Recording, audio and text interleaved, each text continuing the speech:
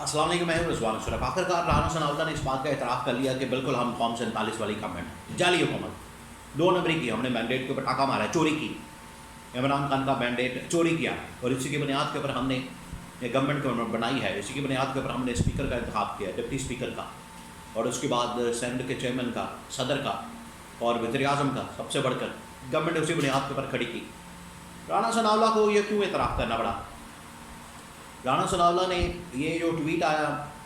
Jack برگمن کی جانب سے، اس کے اوپر بھی اس نے بات کی، اس کے اوپر کمنٹ کیا، اسٹیٹمنٹ دیا، اس کے حوالے سے بڑی اہم ترین معلومات میرے پاس موجود ہے۔ دوسرا یہ کہ اب پیپلز پارٹی کیا کر رہی ہے، پیپلز پارٹی کی جانب سے جو دھمکیاں دی جاتی ہیں، پیپلز پارٹی کی جانب سے جو نون لیگ کو بڑی ڈرانے کی دھمکیاں دی جاتی ہیں، ہم یہ کر دیں گے، ہم وہ کر دیں گے، ہم پہ جائیں گے، ہم چھوڑیں گے نہیں، ہم آ جائیں گے، احتجاج کریں گے، اسی نہیں چھٹائیں گے اور پھاڑ لیں گے، اور پہ جاؤ، یہ جو اس طرح کی باتیں کی جاتی ہیں پیپلز پارٹی کی جانب سے، ان کے اندر کتنی حقیقت ہے؟ یہ کوئی منافقانہ پالیسی ہے؟ 2 نمبری ہے، عوام کو کچھ دکھا رہے ہیں، اندر کچھ کر رہے ہیں، باہر کچھ کر رہے ہیں، کیا واقعی اس کے اندر کوئی سچائی موجود ہے؟ حق و سچ کی بات کر رہے ہیں؟ اس کے حوالے سے بڑی اہم ترین معلومات۔ تو پہلے میں بلاول بھٹو کی اسٹیٹمنٹ آپ کو بتاتا ہوں، جو 1-2 دن پہلے آپ کو پتہ ہے اس کی ڈال ٹپکنے لگ جاتی ہے اور منہ لال ہو جاتا ہے، سمجھ نہیں آتی۔ جس طرح سے شہباز شریف جو ہے وہ بھی عجیب و غریب حرکتیں کرتا ہے، شبانہ روز محنت، شبانہ، اور کبھی مائک توڑ دے گا، کبھی اس کو ہلائے گا، کبھی گھمائے گا، کبھی کچھ کرے گا، کبھی کچھ کرے گا، بالکل اسی طرح ڈرامے سارے، بالکل اسی طریقے سے یہ شہباز شریف ڈرامہ، یہ بلاول بھٹو بھی ڈرامے پر ڈرامہ کرنا جو ہے ان کی عادت ہے، بالکل اسی طریقے سے اس نے بھی رال ٹپکی اور پتہ نہیں کیا ہوا، اور ہم چھوڑیں گے نہیں، اور یہ جو جعلی حکومت آ کے بیٹھی ہوئی ہے، جعلی حکومت ہمیں نے بتایا۔ اب آپ اندازہ کریں کہ یہ ایک تو اپنی ان کی اتحادی جماعت ہے پیپلز پارٹی، اس کا سربراہ ہے، اور اپنی اتحادی جماعت، اپنی حکومتی اتحادی جماعت کے اوپر کیا کہہ رہی ہے بلاول بھٹو؟ یہ اب آپ الفاظ کے اوپر غور کریں کہ یہ جعلی حکومت ہے، یہ فارم 47 والی حکومت ہے، یہ ہمیں مت بتائے، ہمارے خلاف سازشیں نہ کریں، ہمارے حقوق کو دبائے نہ، ہمارے حقوق کو ختم نہ کریں، ہم اپنا حقوق لینا جانتے، حق لینا جانتے ہیں، ہم یہ کر دیں گے، وہ کر دیں گے، ہم ان سے علیحدہ ہو جائیں گے، ہم نے چھوڑنا نہیں، اور پہ جاؤ،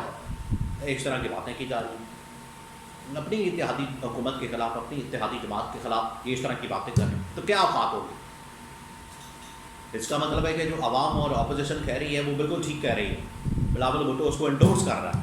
اور اس کو انڈورس بعد میں رانا ثناءاللہ نے بھی کر دیا۔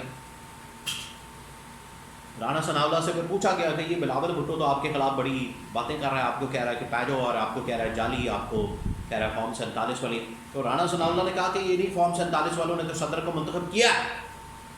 یہ اصل کہانی سامنے آئی ہے۔ تو وہ مان گئے ہیں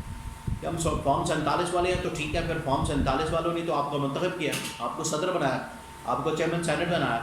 آپ کو 2 گورنر کے عہدے دیے، پنجاب کا، کے پی کا، آپ کو جو ہے ڈپٹی اسپیکر دیا، وہ ہماری وجہ سے بنا، ہمارے ووٹوں سے بنا، تو اگر ہمارے ووٹ جعلی ہیں تو آپ بھی جعلی ہیں۔ یہ انہوں نے ٹوٹل اوقات جو ہے سب کی کھول کر بیان کر دیا، سارا کچھ کھول کے انہوں نے سامنے رکھ دیا، سارے جعلی ہیں، تو اسی بھی جعلی تھے، اسی بھی جعلی، کم بھی مقام، یہ انہوں نے بتا دیا، یہ انہوں نے حقیقت جو ہے بیان کر دیا، اسی بھی جعلی تھے، اسی بھی جعلی، وہ ہم ڈوبے ہیں صنم تجھے بھی لے ڈوبیں گے، ہم مر رہے ہیں اور ہم تو جا رہے ہیں، آپ کو بھی ساتھ ہی لے کر جائے گا۔ رانا ثناءاللہ نے گورنمنٹ نے یہ آگے سے ان کا جواب دیا، تو اس سے حقیقت واضح ہو جاتی ہے، اس سے پتہ لگ جاتا ہے، یہ اس بات کا ثبوت ہے، اس سے یہ ثابت ہوتا ہے کہ یہ جعلی حکومت، جس طرح سے انہوں نے 8 فروری 2024 کے انتخابات کے اندر جعلی مینڈیٹ حاصل کیا، لوٹ مار کی، دیکھیے اسی وجہ سے تو پیپلز پارٹی اس کا حصہ نہیں بنی، پیپلز پارٹی اس اتحادی حکومت کا، ورنہ وزارتیں، عہدے، سربراہیاں وہ کس کو اچھی نہیں لگتی، اور پیپلز پارٹی جیسی پارٹی وہ عہدے، وزارتیں نہ لے، ایسا ہو نہیں سکتا، جتنی وہ لالچ ہے ان کو اقتدار کی، پاور کی، شاید ہی کسی کو یہ جو ان کی جانب سے بڑی باتیں کی جاتی، بڑا بیانیہ بنایا جاتا، بڑی جمہوری پارٹی ہے، وہ بڑی جو جمہوریت ہے اس کے اندر، جمہوریت خاک کی جمہوریت ہے، وہاں پر خاندانی آمریت ہے، وہاں پر پہلے جو ہے ذوالفقار علی بھٹو، انہوں نے آمریت کے اندر گود کے اندر کھیلا، پروان چڑھے، پھر اس کے بعد بینظیر بھٹو اسٹیبلشمنٹ کے ساتھ ڈیلیں،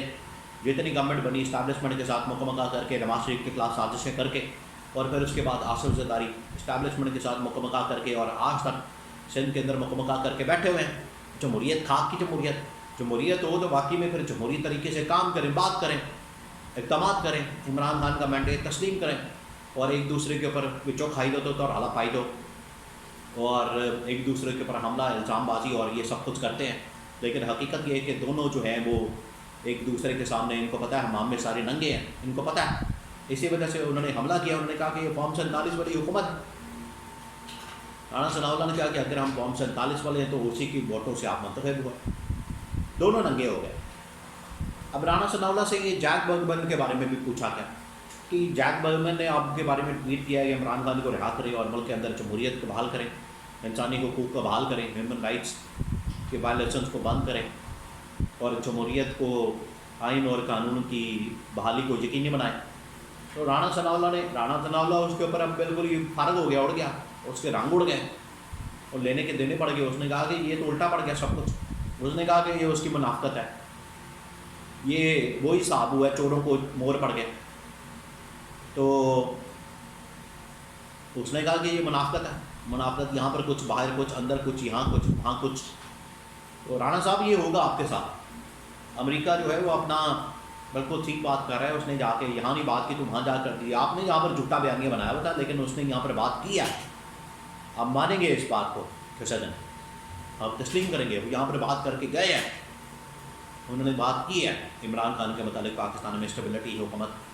کے خلاف انہوں نے کہا کارکردگی دکھائیں اور باقی تمام چیزیں انہوں نے بات کی ہے. انہوں نے ان کو اڑا کے رکھ دیا, ان کی بات مانی کوئی نہیں, ان کو تسلیم نہیں کیا. اور انہوں نے پھر امریکہ کے اندر جا کے ٹویٹ کر دیا عمران خان کے حق میں. اب اس کی وجہ سے جو ہے ان کو پریشانی لگ گئی ہے. ان کو سمجھ نہیں آ رہی کہ اب جائیں تو جائیں کہاں. اب یہ پھنس گئے. امریکہ سے اتنا بڑا ٹویٹ آ گیا, انہوں نے سوچا بھی نہیں تھا کہ چلیں یہاں پر بات ہوگی, اللہ اللہ خیر اللہ, اندر کھاتے ہی ہو رہی ہے نا, کمرے کے اندر ہی ہو رہی ہے, کون سا کوئی باہر جا رہی ہے, باہر جا کے ہم جھوٹ بول دیں گے. وہ جھوٹ جو ہے وہ گلے پڑ گیا. اس نے جا کے امریکہ کے اندر ٹویٹ کر دی. گورنمنٹ والے کہہ رہے تھے کہ ٹھیک ہے ہم جھوٹ بولیں گے باہر جا کے عوام سے, کوئی بات نہیں ہوئی, گل بن گئی ساٹھی, اور ساٹھی گل ہو گئی ہے, وہ مکمل ہو گیا بھائی, یس ہو گئی ہے. باہر اس نے ٹویٹ کر کے پورا کا پورا معاملہ ہی لپیٹ دیا, ان کے ارمانوں کے اوپر, ان کی خواہشوں کے اوپر پانی پھیر دیا اور عمران خان کی رہائی کی ڈیمانڈ کر کے ان کا اصل چہرہ جو ہے بے نقاب کر دیا, ان کی حقیقت, ان کی اوقات ظاہر کر بتا. اب ان کے وہ کوئی راستہ نہیں بچا, اب ان کے پاس کوئی راستہ نہیں بچا. اب ان کو سمجھ آ گئی ہے, ان کو پتہ چل گیا, احساس ہو گیا,